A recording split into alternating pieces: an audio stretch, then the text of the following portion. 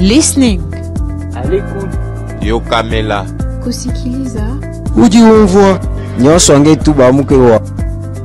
À l'écoute pour s'informer.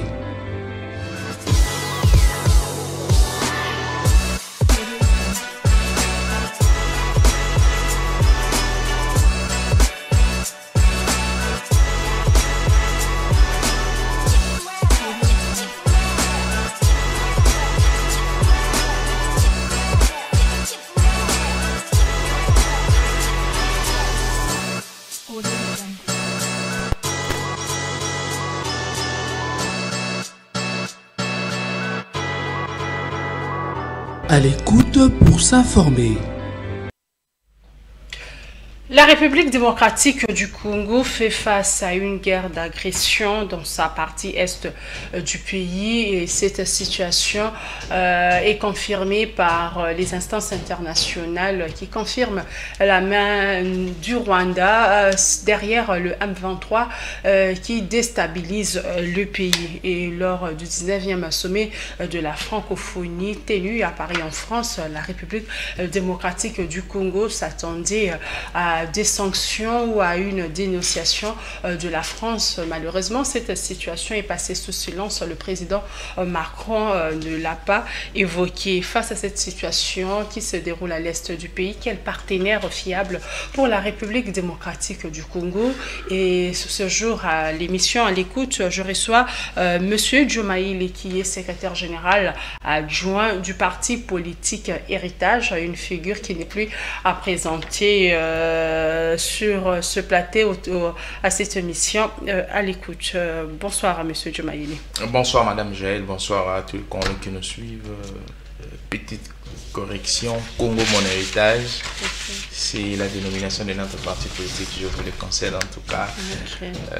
Je suis en train de saluer tous les Congolais qui nous suivent de partout. Le président de la République, comme nous l'appelons très bien chez nous, le premier héritier, le président Tshisekedi Félix, pourquoi pas aussi saluer celui qui est mon autorité morale, le président Yvon Mundadi qui nous suit depuis quelque part, tous les héritiers et héritières de la République démocratique du Congo et par ricochet aussi.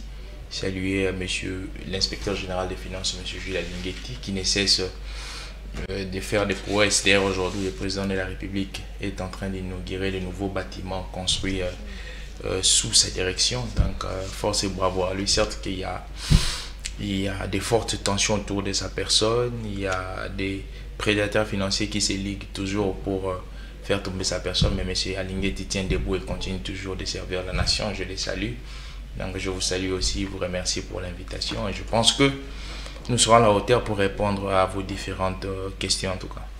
Monsieur Diomaye, comme je viens de l'annoncer, la République démocratique du Congo, au regard de ce qui se passe à l'est du pays, la RDC doit compter avec quel partenaire? Un partenaire fiable. Merci beaucoup madame pour votre question. La RDC doit compter d'abord sur elle-même, la République démocratique du Congo. Nous-mêmes, nos autorités, compter sur son gouvernement, compter sur son peuple. C'est les partenaires les plus fiables, les partenaires qui ne peuvent jamais trahir. Alors, je pense que d'autres partenaires, des extérieurs, ce sont des partenaires intermédiaires. Mais si je dois recommander à la RDC, c'est de compter d'abord à elle-même. Et je pense que compter à elle-même, c'est faire confiance, comme j'ai dit tantôt, au gouvernement, aux institutions, et puis impulser une ligne de conduite qui fera que toute la population conjugue la même chose parce que nous sommes agressés. Voilà comment la RDC doit concevoir cette approche sécuritaire.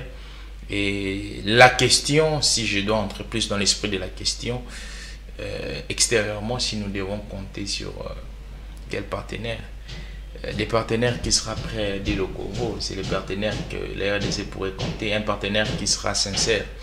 Mais si je me rapporte à l'histoire, les pays qui ont plus tendance à être capitalistes, ce sont des pays dont il faut mettre de côté.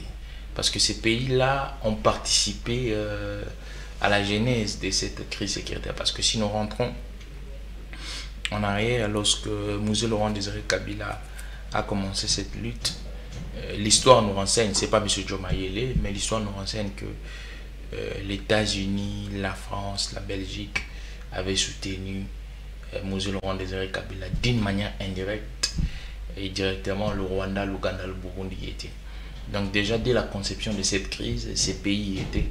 Donc si on doit compter pour éradiquer, je pense qu'on ne doit pas compter sur ces pays-là. Donc les RDC doit transiter plutôt vers aujourd'hui les BRICS. Les BRICS c'est aujourd'hui qui représentent antérieurement, je n'ai pas dit que c'est des copies-collées, mais lorsqu'on voit un peu la caricature, c'est la caricature des pays socialistes à l'époque. Nous avons la Corée, la Chine, la Russie. Je pense qu'aujourd'hui, pourquoi pas faire une coopération avec la Corée du Sud ou la Corée du Nord. Mais ça ne va pas créer de problème à ses partenaires qui datent pour la République démocratique du Congo. Ben, je pense qu'aujourd'hui, ces partenaires ont été toujours hypocrites envers nous, hein, madame. Je l'ai dit tantôt, c'est depuis la nuit des temps. Ils ont été toujours hypocrites envers nous, en nous donnant à gauche et en nous cissant à droite. Je pense que le Congo aujourd'hui doit tirer beaucoup de leçons. Je pense que le président Tshisekedi, qui est un fin diplomate, est en train de tirer les leçons dans toutes les démarches qu'il est en train de faire, et il comprend mieux qui est pour le Congo et qui est contre la République démocratique du Congo. Donc je pense qu'aujourd'hui, au regard de l'indépendance qui est externe, ce qu'on appelle la souveraineté, le Congo peut faire alliance avec qui il veut, quand il veut, au moment où il veut. Mais le Congo peut faire alliance avec qui il veut, quand il veut. Mais pourquoi la voix de la République démocratique du Congo n'est pas considérée au niveau international? Le chef de l'État qui s'est exprimé pour la 3e fois à l'Assemblée générale des Nations unies ne cesse de décrier ce qui se passe à l'est du pays, tout en demandant des sanctions. Mais on voit qu'au niveau international, les organisations internationales qui soutiennent la RDC en effet que des communiqués, en effet, eux aussi ne font que décrier, mais aucune sanction. Pourquoi cela n'arrive pas? Madame, pourquoi cela n'arrive pas? Parce que le principal problème, c'est que les principaux acteurs de la communauté internationale, les principaux, j'ai bien dit, ce sont ces principaux acteurs qui entrent en cause. Je vous donne l'exemple. La configuration du Conseil de sécurité aujourd'hui, c'est comment? C'est 3+2. Nous avons la Chine et la Russie. Côté BRICS, entre guillemets, elle socialiste. Nous avons la France, les États-Unis et la Grande-Bretagne, côté capitaliste. Et lorsque nous faisons une analyse plus décortiquée, les 3 pays entrent en cause dans la crise sécuritaire à l'est du pays. Comment voudrez-vous qu'ils répondent positivement? Déjà, aujourd'hui, nous avons la guerre technologique, la course à la technologie. De l'autre côté, il y a la Russie, le Corée, la Chine. Ils courent aussi vers la nouvelle technologie. Et de ce côté ici, les États-Unis, la France, la Belgique, tout ce que vous connaissez, ils courent aussi vers la nouvelle technologie. Mais la matrice de la nouvelle technologie, c'est la République démocratique du Congo. C'est ça le grand problème. Mais pourquoi pas? Normalement, on devait soutenir ce pays, puisque... Voilà, maintenant, je vais vous dire pourquoi ils ne vont pas soutenir ces pays. Parce que l'Afrique a été, si je parle de l'Afrique en général, l'Afrique en général a été l'apanage des Occidentaux.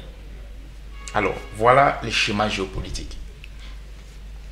Ces gens-là savent que ils doivent toujours bloquer le développement de l'Afrique. Si nous prenons un pourcentage, ce n'est pas les 50% de l'Afrique qui est développée. Il y a des cas particuliers, l'Afrique du Sud, quelques pays qui sont en voie de développement. Mais la généralité des pays africains sont sous-développés. Et ces gens-là, quand je parle de ces gens-là, ce sont les Occidentaux en complicité et les États-Unis d'Amérique. Ils ont joué une stratégie. Ils disent qu'il faudrait toujours rendre ou maintenir l'Afrique sous-développée. Mais pour maintenir l'Afrique sous-développée, il faut une stratégie. Il faut partir vers l'épicentre du développement. Et l'épicentre du développement, c'est la République démocratique du Congo. Quand vous bloquez le développement de la République démocratique du Congo, automatiquement, vous bloquez le développement de l'Afrique. Parce que si nous partons dans une approche scénariste aujourd'hui, madame, il n'y a plus de guerre à l'est du pays. Le Congo vend officiellement ses minéraux. Le Congo transforme ses minéraux ici. La balance économique va tourner. L'Occident qui venait vendre ici en Afrique n'aura plus de clients par défaut. La balance économique va se renverser. L'impulsion va venir de l'Afrique. Et c'est l'Occident qui viendra acheter ici. Ça, c'est un schéma un peu qui est kilométrique, mais c'est le schéma qui est utilisé pour déstabiliser l'Afrique et la République démocratique du Congo. Ben, un schéma pour déstabiliser la République démocratique du Congo et l'Afrique, mais en République démocratique du Congo, là, le pays est très grand, 2 345 000 km². C'est l'Est, une partie de l'Est, ce n'est même pas toute l'Est, bien que l'Est, c'est la partie Est qui est sous-occupée. Mais est-ce qu'il n'y a pas la RDC, l'Afrique ne peut pas se développer tant que l'Est de la RDC sera dans le schéma des Occidentaux pour maintenir le pays sous-développé? Il n'y a pas d'autre secteur. Au fait, le premier secteur de la vie sociétale, c'est la sécurité. C'est le premier secteur. Si vous consultez les théoriciens qui parlent de la naissance de l'État, je vois Hobbes, je vois Jean-Jacques Rousseau. Quand ils parlent de la naissance de l'État, ils prennent la question sécuritaire comme pilier de cette naissance. Pourquoi l'État est né? Parce que l'homme vivait dans l'état de nature, les plus forts dominaient, et ils se sont entendus, les gens de la société, aliéner leur partie du pouvoir, de leur liberté, pour donner à certaines personnes, à une portion des personnes qui doivent les représenter, qui devraient les représenter. Donc on ne peut pas outrepasser, dire que on met la question un peu sécuritaire de côté, ou on met en stand-by, ou on ignore un peu. Mais on n'ignore pas, mais on lutte pour de l'autre côté, mais entre-temps, on fait développer d'autres secteurs qui peuvent pousser le pays d'évoluer. Ça sera pas impossible, mais ça sera un chemin calamiteux, parce que la sécurité entraîne beaucoup de choses. Pour qu'il y ait échange économique, pour qu'il y ait de l'entrepreneuriat, pour qu'il y ait une crédibilité, il faudrait que les secteurs économiques soient assainis. Par exemple, aujourd'hui, nous parlons de l'Est qui est frappé. Mais lorsque on présente économiquement le Congo, certaines personnes de l'extérieur ont la conception qu'il y a insécurité au Congo. Ils vous parlent directement de tueries, de massacres au Congo, ils ne parlent pas de l'Est. Donc, les portraits robots du Congo économiquement est très mal vendu. C'est pourquoi j'emprunte un peu le chemin de l'inspecteur général des finances, M. Lingeti. Dans un forum économique aux États-Unis, il a dit la guerre ne se trouve pas à Kinshasa, mais se trouve à très loin de Kinshasa. Et il était très mal compris. Pourquoi il était en train de dire que ce n'est pas tout le Congo qui est englobé par l'insécurité, mais c'est l'Est du pays. Vous pouvez venir investir à Kinshasa et dans notre province. Donc, madame, ici, la question sécuritaire, c'est une question très importante. Nous ne pouvons pas outrepasser cette question sécuritaire. Les efforts de guerre que le gouvernement fait, ça consomme les budgets, ça consomme de l'argent. Ben, Monsieur Diomaye, puisque la RDC est membre de plusieurs organisations internationales, l'ONU, en Afrique il y a la SADC, l'Union africaine, l'EAC, on a vu, mais il y a Il y a eu même des forces qui sont venues, s'il y a la MONUSCO, plus d'une vingtaine d'années qui sont là, la francophonie, mais la RDC, elle s'y retrouve toute seule. Vous l'avez dit, la RDC est libre de se choisir ses amis, ses partenaires. Est-ce qu'on doit continuer à rester dans ces organisations qui nous aident pas?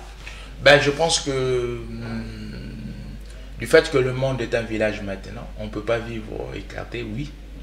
Mais il faudrait seulement... Il y a certaines organisations qu'on peut rester. Il y a certaines organisations que le gouvernement congolais doit s'y retirer. Par exemple, je parle de la MONUSCO. Depuis la nuit des temps jusqu'à aujourd'hui, depuis son arrivée, je pense 1999, si je ne m'abuse pas, MONUSCO, c'est une mascarade de la communauté internationale. Si on doit analyser les contenus de la MONUSCO au regard de ses attributions, ou les rendements de la MONUSCO au regard de ses attributions, il y a du fiasco. Mission des Nations Unies au Congo, mission pour la stabilité et pour la paix au Congo. Il y a les soldats de la MONUSCO qui sont là. Mais à quelques mètres, on tue, on pille. Je signale qu'il y a un retrait progressif. Hein, qui... Non, j'ai dit, si je dois faire un rendement, depuis que la MONUSCO, je parle de la MONUSCO, si je dois faire ça, c'est une hypocrisie. Il n'y a eu aucun changement depuis qu'ils sont là. Aucun changement. Ce sont les FRDC qui sont aucun changement. Mais ils sont là en appui, ils se disent qu'ils ne sont pas venus finir. Ils viennent appuyer. Non, mais lorsqu'on vient appuyer, il faudrait être au front. Quand on vient appuyer, ça signifie qu'on vient rajouter la force, on vient rajouter la qualité. Déjà, nous avons eu en 2013, pour terminer, paix à son âme, Mamadou Ndala. Mamadou Ndala a combattu avec les FRDC, nous n'avons pas vu la force de la MONUSCO. Quand on dit mission des Nations Unies au Congo pour la stabilité, pour la paix, comment est-ce qu'on apporte la paix? C'est ça la question qu'il faut se poser. Comment est-ce qu'on stabilise la paix? Donc, mais si je prends le cas de la MONUSCO qui est en train de faire un retrait progressif, ils sont en train de partir d'ici 2025. Je pense qu'il n'y aura plus de MONUSCO en République démocratique du Congo, mais quand même la RDC sera toujours membre du Conseil de sécurité des Nations et sera toujours membre plutôt de l'ONU. Oui. Mais lorsqu'il y aura des problèmes qui concernent la sécurité de la RDC, l'ONU sera obligée toujours d'intervenir. Il y aura peut-être si la MONUSCO part en poste, y aura-t-il ça dépend du gouvernement congolais. C'est le gouvernement congolais qui manifeste. À l'époque, c'est M. Laurent Désiré Kabila qui avait manifesté le vouloir d'une mission onusienne en République démocratique du Congo. Mais là, c'est au niveau des Nations Unies, mais il y a eu assez récemment qui est parti la guerre. Au fait, cette guerre ne se termine pas. Il y a eu même au niveau même de l'opposition, on demandait même à Félix Tshisekedi de ne pas avoir confiance, de ne pas amener les forces de l'EAC sur terrain parce qu'ils ne vont rien faire. Mais apparemment, on peut dire que l'opposition avait raison parce que ces forces sont venues combattre aux côtés des FARDC. Mais la situation reste toujours... Bon, le président Tshisekedi, je pense que c'est un fin stratège. Vous savez, lorsqu'il arrive au pouvoir, il trouve l'armée dans toutes les dimensions que vous connaissiez, avec l'infiltration qui atteint son paroxysme, avec la traîtrise qui atteint aussi l'extrémisme. Alors, cette armée-là, il faut un peu me comprendre parce que je suis trop schématique. Avec cette armée, on ne pouvait pas partir en guerre, on ne pouvait pas attaquer l'ennemi. Il a fallu contourner. Mais contourner l'EAC dont le Rwanda est aussi membre. Mais c'est ça en fait. L'EAC, le Rwanda est membre. Nous ne refusons pas. Le Rwanda refuserait jusqu'à aujourd'hui son implication au regard de la crise à l'est du pays. C'est pourquoi le président Tshisekedi devait mettre, le Rwanda devait un fait accompli.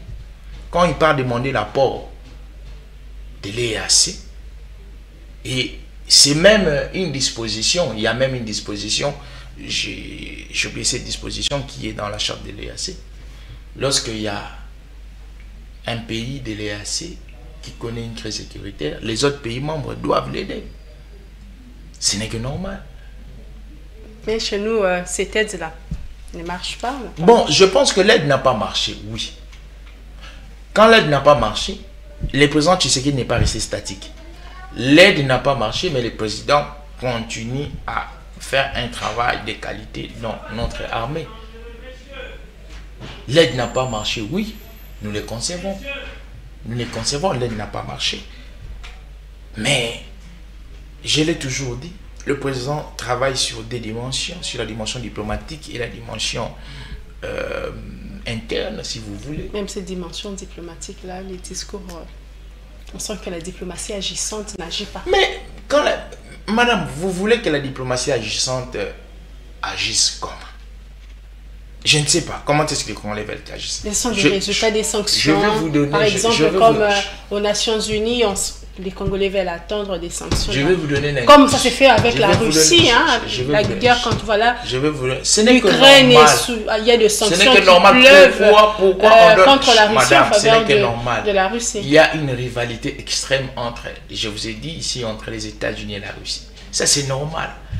Quand il y aura des sanctions, quand les États-Unis donnent des sanctions, ou le Conseil de sécurité manifeste ces sanctions envers la Russie, ce n'est que normal, madame. Mais la RDC, elle est toute seule. La RDC est toute seule, je vous ai dit, c'est normal, madame. Les États-Unis, la France, la Belgique, la Grande-Bretagne ne peuvent pas concevoir un plan d'action sanctionnant le Rwanda. Ils ne peuvent pas. Parce que ces personnes-là bénéficient d'une manière illicite et illégale du travail abattu par le Rwanda.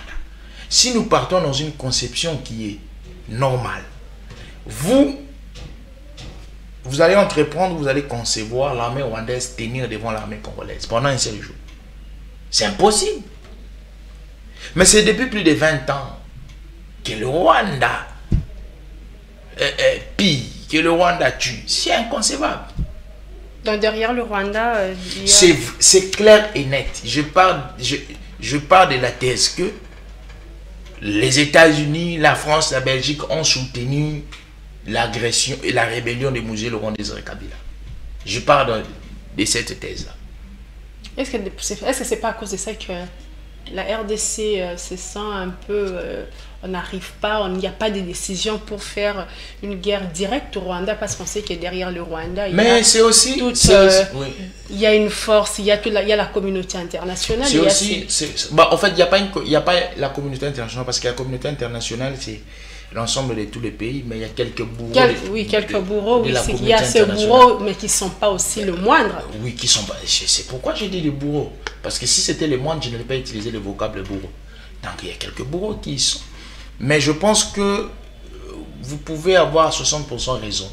Parce que, madame, vous saviez, ça c'est ma réflexion à moi. Si aujourd'hui le Congo déclare la guerre au Rwanda, cela signifierait, je me conditionnel, que le Rwanda aura les soutiens officiels de ses alliés, ainsi que la République démocratique du Congo.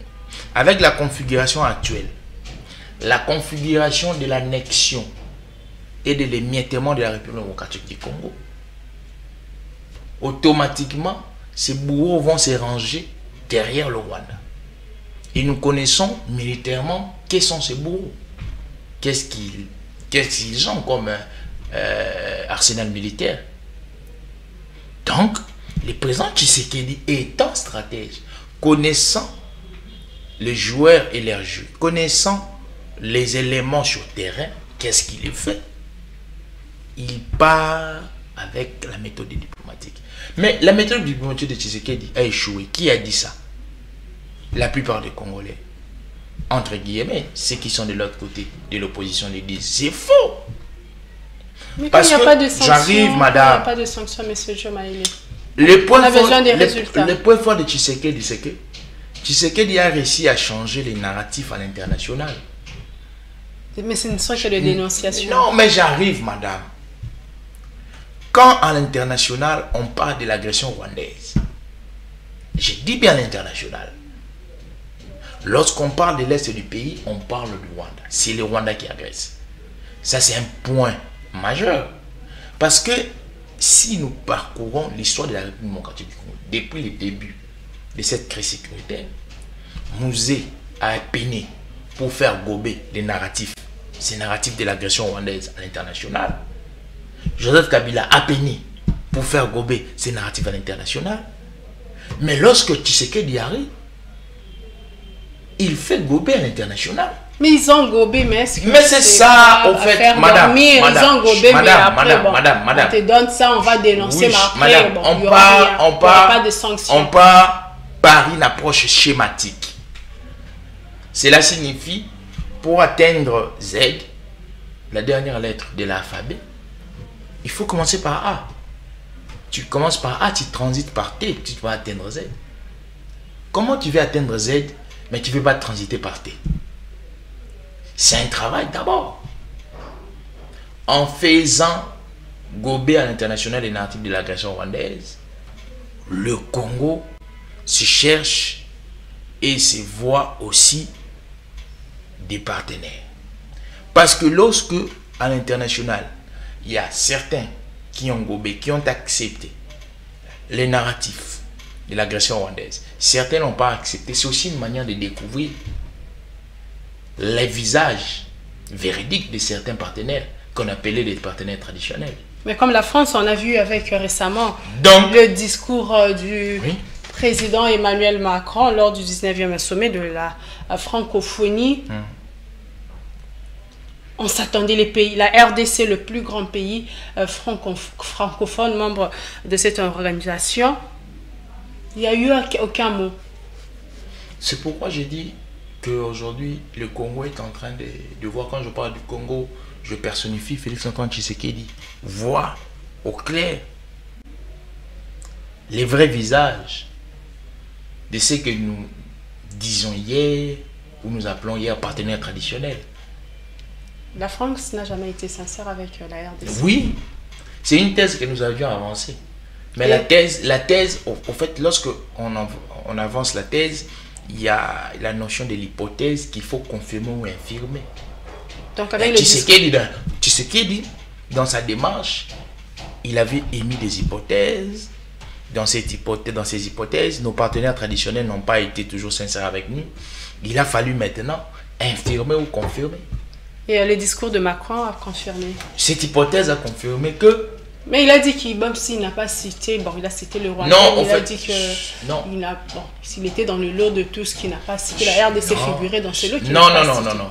Au fait, la RDC ne figurait pas dans le lot de tout ce qu'il a cité, c'est désacraliser les personnes qui sont mortes à l'est du pays, depuis le début de cette guerre.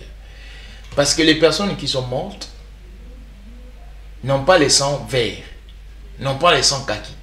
Ils ont le même sang que les mêmes personnes qui meurent en Iran, en Irak. Mais il a fait un plaidoyer pour l'Ukraine. Hein? Mais c'est ce que j'ai dit. L'Ukraine aujourd'hui, c'est quoi? L'Ukraine, c'est un pays d'Europe qui se trouve dans l'OTAN. Alors. Mais la RDC. Alors, la RDC. Le membre de la francophonie, le plus grand. Membre de la francophonie, pays dont la France bénéficie illégalement des minéraux. Et la RDC doit-elle rester membre de la francophonie, égard à ce qui s'est passé? Les Congolais n'ont pas gardé leur langue dans la poche pour dénoncer cette attitude d'Emmanuel Macron. Il a réagi parce qu'il y avait eu une question d'un journaliste sur son silence. Est-ce qu'on doit toujours, la RDC doit continuer? Ce n'est pas une preuve pour que la RDC quitte cette organisation. Waouh, ça c'est une question très... c'est une question très pertinente. La RDC doit-elle quitter la francophonie ou pas?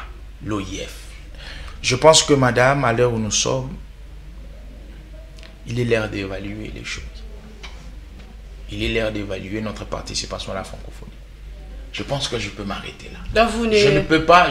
Non, votre point de vue, non? Le point de vue, c'est que à l'heure où nous sommes, on ne prend pas les grandes décisions par émotion, par sentiment. Parce que ce sont les grandes décisions qui déterminent les sorts d'un pays. Mais si vous êtes membre d'une organisation qui ne vous soutient pas, on a vu, est-ce que l'année passée, ça s'est déroulé en Égypte. L'ancien Premier ministre Sama Lukonde qui avait même refusé de prendre une photo. Aujourd'hui, on a vu le président Félix Tshisekedi qui est parti. Peut-être il pensait qu'avec sa présence, les choses, mais quand même... Je pense que ce sont des signaux forts. Ce sont des signaux forts. L'attitude, la posture. Mais c'est ça, la RDC doit prendre une décision comme État, dire que non, vous ne me soutenez pas, je quitte. Pourquoi rester avec des gens qui ne me considèrent pas? Il est temps que la RDC, par les canaux de ces institutions, évalue la participation de la République démocratique du Congo dans cette structure internationale. C'est au regard des évaluations. Mais si la RDC reste, qu'est-ce qu'elle perd? C'est pourquoi j'ai dit, madame, il est temps que nous évaluions. Il y a les états généraux de la communication, les états généraux des magistrats, les états généraux de tout ça. Pourquoi on fait les états généraux? C'est pour évaluer le travail et pour avoir de nouvelles orientations. Mais vous ne donnez pas votre point de vue. Vous appelez à une évaluation, mais vous ne donnez pas la position. Le pays doit continuer à être membre de cette organisation. En évaluant, actuellement le pays est membre. Oui, parce qu'il y a eu une preuve qui est... Pour que nous ne soyons plus membres, il faut une démarche. Il y a une demande de retrait qui est faite. Tout ça, c'est une démarche. Mais est-ce que le président Tshisekedi avait-il raison de participer, sachant que Kagame était là? Il fallait qu'il parte parce que... Il y a aussi du côté de l'opposition, il y a aussi des gens qui disent que le président devait notamment boycotter. Non, le président devait partir. Vous savez, madame, nous sommes dans la démarche de démasquer les hypocrites. Dans cette démarche, le président devait y être pour que on sache la posture officielle de la France. Il y a Kagame qui est là. Il y a Tshisekedi qui est là. Comme ça, la France, comme l'un des pays siégeant dans les conseils de sécurité, devait donner sa posture, sa position. Tshisekedi, comme président de la République, moi j'ai dit que c'est une action très systématique. D'avoir participé. D'avoir participé. Et aussi de prendre une photo de famille. Oui, c'était une action systématique, madame.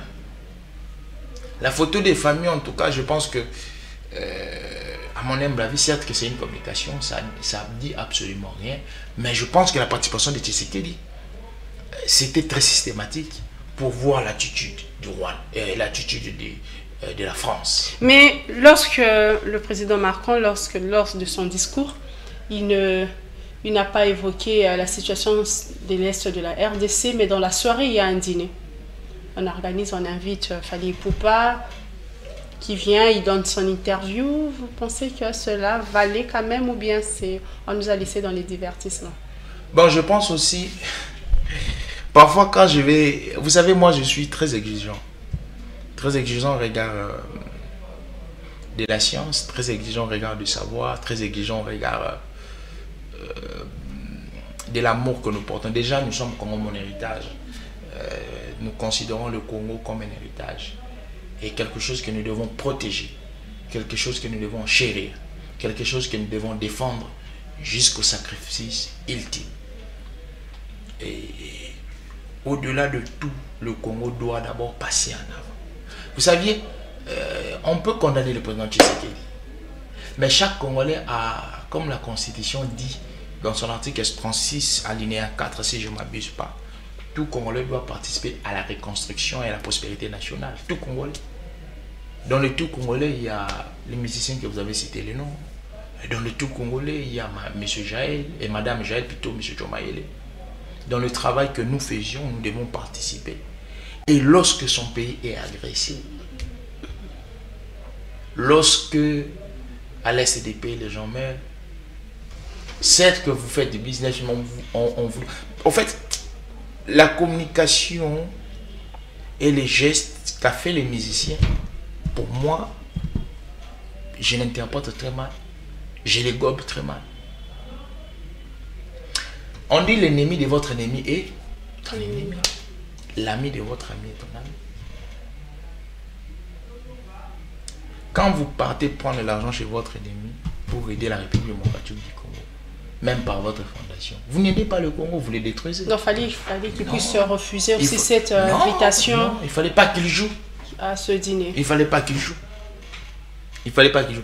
Certes, qu'il veut se vendre mondialement, il veut se faire une publicité, mais non. Le président Macron, si au moins il aurait suivi les discours du président Macron, s'il avait suivi la posture du président Macron, il devait désister. Donc si le président Macron avait parlé de la RDC, là c'était normal. Bah, puisque le président Macron n'avait pas parlé de la RDC, il devait désister. Il devait aussi à la minute désister. Et automatiquement. Automatiquement. Parce que la guerre, elle est sur toutes les dimensions. La guerre médiatique, la guerre communicationnelle, la guerre... Nous sommes sur toutes les dimensions. Nous sommes sur toutes les dimensions. Et maintenant, qu'est-ce que ça prouve alors au niveau qu'on voit le discours important qui devait être dit, ça a été zappé. Après, dans la soirée, on vous invite à un dîner, à un divertissement. C'est communicationnel, on est pris aussi... Je pense que c'est... À la légère. Oui, c'est la légèreté, c'est la qualification. On vous dit le pays des ambianceurs. On dit, bon...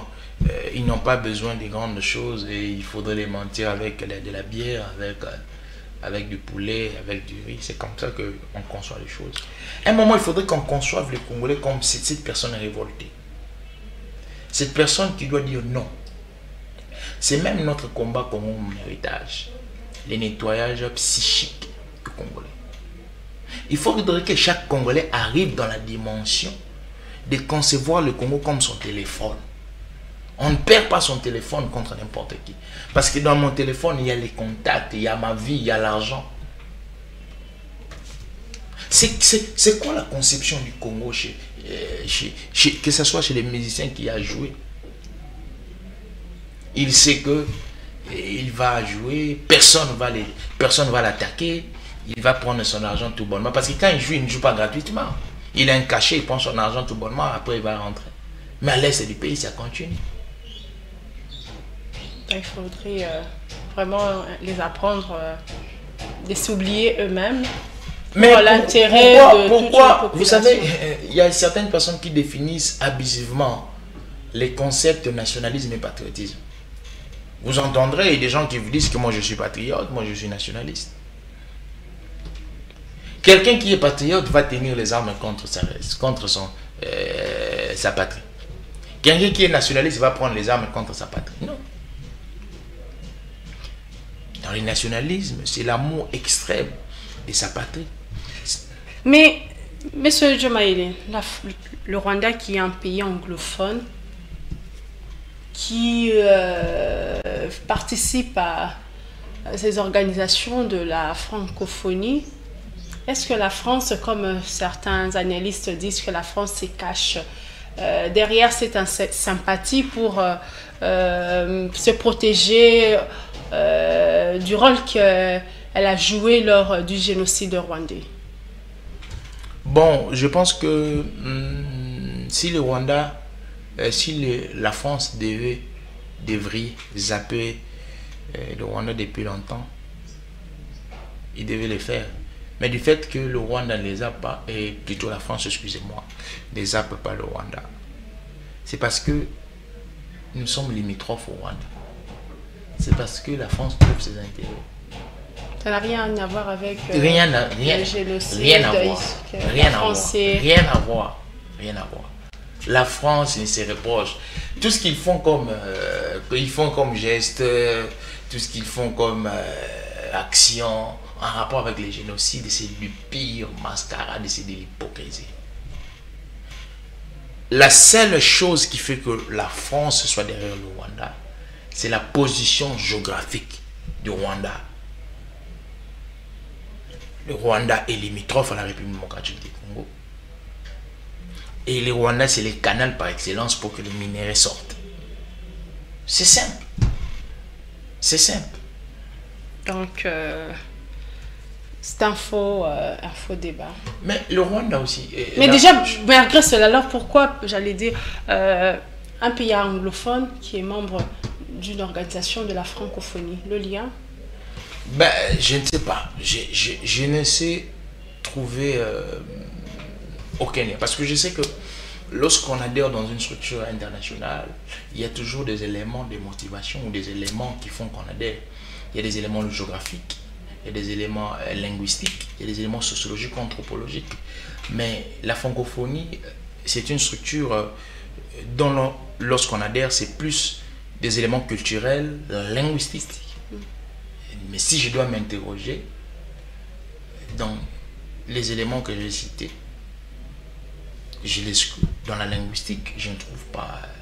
À moins qu'on nous dise qu'il y a un Banya français, Banya Moulengue, Banya français, ou les Kinya français. Je ne sais pas. À moins qu'on m'informe qu'il y a une partie du Rwanda où on parle le français. Je ne sais pas. Monsieur Jumaïl, avec tout ce qui se passe, est-ce que jusque-là, est-ce que la République démocratique a déjà coupé ses relations diplomatiques avec le Rwanda? Pourquoi n'est pas maintenant que est-ce que la RDC doit toujours continuer parce qu'avec ce qui vient de se passer à la francophonie, c'est une preuve de plus pour montrer que la RDC, elle est toute seule. Elle n'a pas un partenaire fiable pour venir à son secours avec tout ce qui se passe à l'est du pays. La RDC ne doit-elle pas maintenant prendre des mesures drastiques? Je prends le cas du Rwanda, couper officiellement ses relations diplomatiques. Je pense que tout ce qui se passe depuis un moment, ce sont des éléments qui font que s'ajouter dans le puzzle pour réunifier le puzzle de la version rwandaise.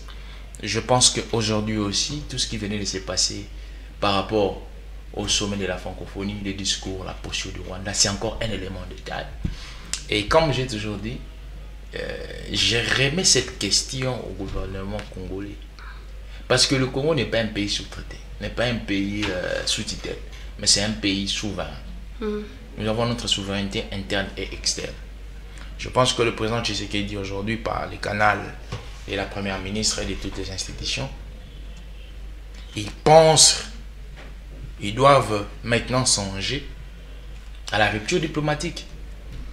Ils doivent maintenant songer à la rupture diplomatique. Ça serait aussi l'un des signaux forts. Mais même si nous coupons les ponts diplomatiques, on ne va pas restreindre les Rwandais de sa position géographique. Mais au moins, nous ne sommes plus en relation avec le pays. Nous ne sommes plus en relation, mais du fait que nous sommes en adversité, nous sommes dans une guerre sous-cachée, la diplomatie resterait toujours les canaux secondaires à utiliser. Mais est-ce que, avec, vous croyez au processus de Luanda, le président Macron, lorsqu'il a été rattrapé à la question du journaliste, il a demandé, il appelle au retrait du M23, il a fait un peu plusieurs propositions, mais d'abord, est-ce que vous pensez qu'avec le processus de Luanda, on peut avoir un résultat, cette guerre finira par prendre fin, ou bien il faut revenir avec le format que propose Martin Fayulu? Au processus de Luanda, je ne crois pas à 50%, parce que je sais que le président Tshisekedi dans sa tête, il sait que le processus de Luanda, pour lui, comme je dis ici, c'est encore un élément pour réunir les pièces de la région rwandaise, de la thèse de la région rwandaise. Le Rwanda aujourd'hui, par ses sous-traitances qui sont les groupes, les M23, AFC, de Nanga et tous les autres, ne se retirera pas du sol congolais par un compromis à l'international, un compromis dans les sous-régionales. Mais on nous demande aussi de dialoguer à l'international, on nous demande de dialoguer. Mais ce n'est que normal. Le dialogue dans l'international, c'est dans ce qui est officiel, c'est les canaux par excellence. Mais le président Tshisekedi, au fait, je vous ai dit si tantôt que le président travaille dans des dimensions. À l'interne, du moment où le processus de Luanda est en train de s'élastifier, du moment où les processus diplomatiques dans les organisations internationales sont en train d'être élastifiés, dans ces mêmes moments, il y a un toilettage systématique, un toilettage bien fignolé dans notre armée et dans nos appareils dans notre appareil sécuritaire en général, et dans notre armée, dans notre police, dans notre service de sécurité. Les grands combats de M. Tshisekedi, c'est arriver à constituer une armée républicaine. Cette armée que nous avons peinée depuis la nuit des temps. Cette armée que nous avions vue, à un moment, on nous a mis le chef d'état-major, un Rwandais. Cette armée qui a été brassée avec le 7BP, avec le M23, avec les ADF, avec le RCD. Donc je pense que la brèche diplomatique, c'est une brèche systématique qui est en train d'élastifier les temps pour qu'à l'interne, nous nous organisons. Oui, il y a les recrutements qui s'est fait avant les élections, 6 mois avant les élections. Le président même était à Kitona, il a visité comment est-ce que les militaires s'entraînaient. Il y a encore un recrutement qui s'est fait. On est en train d'élaguer tous ces mondes-là, tous ces infiltrés-là, ces mauvaises herbes-là. Donc pour chuter, comme nous sommes arrivés à la fin, vous pensez que, pendant 10 secondes, si aujourd'hui les FARDC arrivent à neutraliser le M23 et l'AFC, le Rwanda qui est en sous-traitance avec... Le Rwanda ne va pas... Le Rwanda est la sous-traitance par excellence. Mais le M23 et l'AFC aussi sont aussi des sous-traitants du Rwanda. Si nous neutralisons le AFC et le M23, alors le Rwanda, avec ses alliés, ils vont chercher une autre formulation. Le problème, il y a aussi un autre problème, madame. Il y a un autre problème dans la dimension interne de nous, Congolais. Je l'ai dit ici qu'il faudrait que nous détruisons les faux savoirs. Congo, mon héritage milite pour ça. Vous vous imaginez quelqu'un comme Franck Diongo, qui est un parti politique ici, mais regarde le discours qu'il a envers sa nation. Et soi-disant, il s'est dit exilé politique, il est là-bas, il fustige Tshisekedi. Vous savez qu'il y a des Congolais qui travaillent en connivence, qui travailleraient au conditionnel pour ne pas me chercher des points avec les services de sécurité, en connivence avec les groupes rebelles. Lorsque le président de la République a installé l'état d'urgence à l'est du pays, on a démantelé plusieurs groupuscules des Congolais qui alimentaient les groupes rebelles en denrées des premières alimentaires, qui cachaient même des armes. On a aussi un problème à l'interne. C'est pourquoi nous, Congo, mon héritage, lorsque ceux-là de l'opposition, une frange de l'opposition, de l'université des mensonges, de l'autre côté là-bas, ils ont proposé quelque chose qu'ils ne maîtrisaient pas, les dialogues. Nous, on a dit au président de la République, nous soutenons votre démarche de la création d'une structure qui réforme les institutions, mais dans cette structure, il faudrait déduire une commission tripartite, majorité, opposition et société civile, qui doivent travailler pour asseoir la cohésion nationale. Parce que lorsqu'on travaille pour asseoir la cohésion nationale, c'est lorsque même on toilette, on arrange les psychiques des Congolais, on inclut la notion du patriotisme par un civisme avéré, et il y a une politique de suivi que la commission tripartite va mettre en application. Vous allez comprendre que beaucoup de choses ne vont plus exister. Entre autres la traîtrise. Au nom de quoi on est frustré, on peut prendre des armes. Qu'est-ce que le Congo n'a pas donné à Nanga? Moi, je n'ai jamais eu encore une voiture.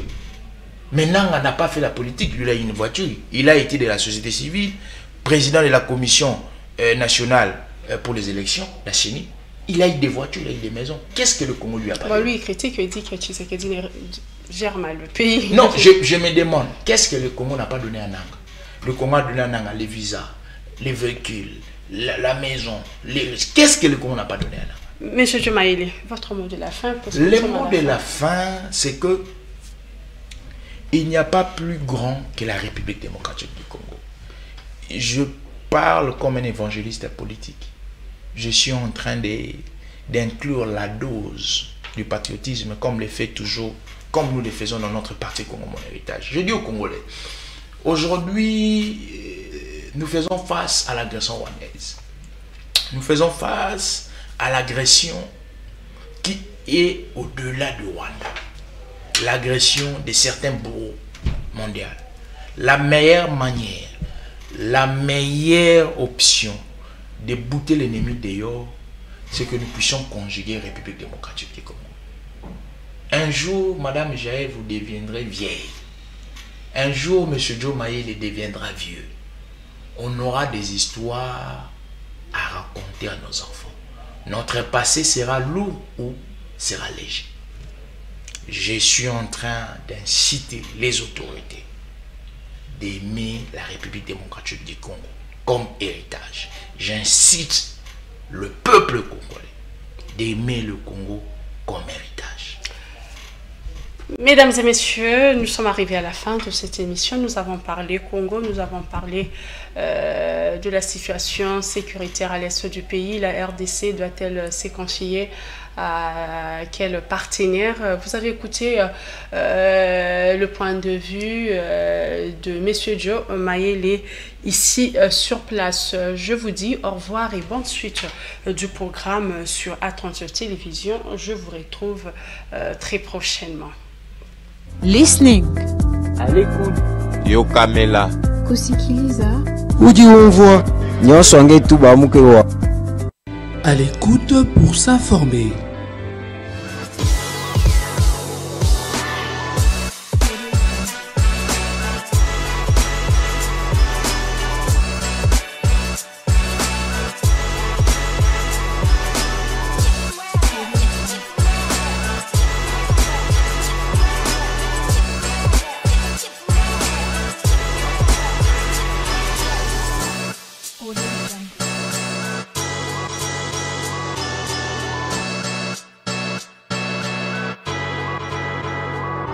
À l'écoute pour s'informer.